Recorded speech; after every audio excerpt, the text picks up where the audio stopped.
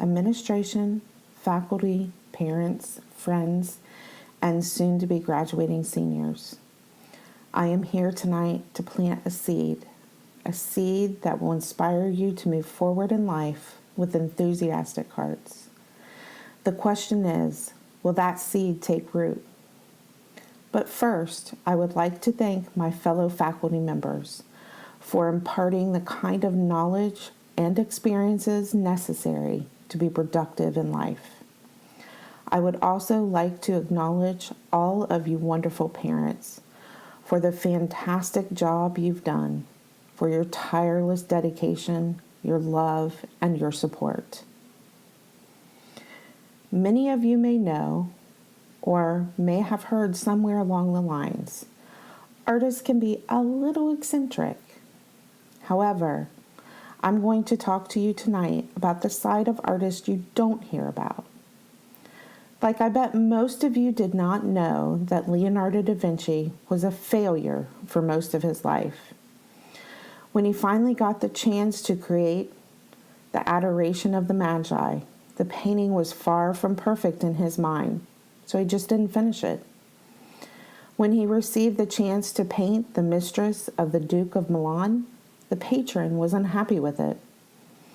Before Leonardo could see any kind of success, he had to go through failure.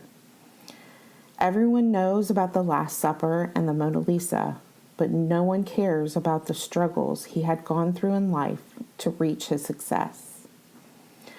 And then there's Van Gogh, one of the most famous painters of all time. Van Gogh tried to study theology, but he could not pass the exams. Then he pursued a course as a traveling missionary before deciding to become an artist at the age of 27. During this pursuit, he was ridiculed and even had things thrown at him. For this reason, his name is still carved in history because he didn't quit. At times, it may seem to us that we are facing failures, but what is really happening is our lives are being guided in a certain direction, which is outside our comfort zone. And isn't that how we grow? There are also artists such as Matisse and Frida Kahlo, who suffered great illness and found their passion for art while laying in a hospital bed. They continued to pursue their talent despite their disability. When Matisse could no longer hold a paintbrush, he used scissors to cut and collage his work. Frida used her abilities to paint about her struggles with health. She is quoted in saying, "Feet, what do I need you for when I have wings to fly?" Frida and Matisse both showed us that we cannot hide behind our fear. We must dare to ask for what we think is out of reach. We must fly to our greatest potential and follow our dreams. Finally, I must talk about Pablo Picasso.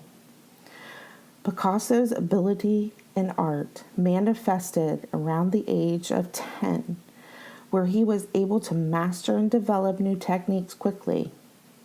By the age of 13, he had his first solo show. Picasso knew who he was and what he wanted to be at a very young age.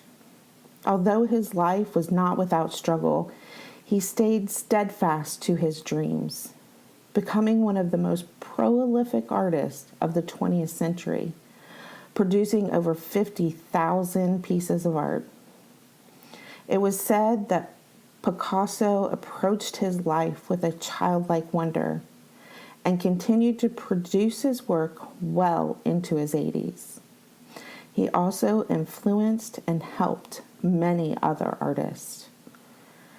There is something to be said about knowing who you are and approaching your life through the eyes of a child, always having wonder in your heart and not only filling your cup, but also filling the cups of those around you.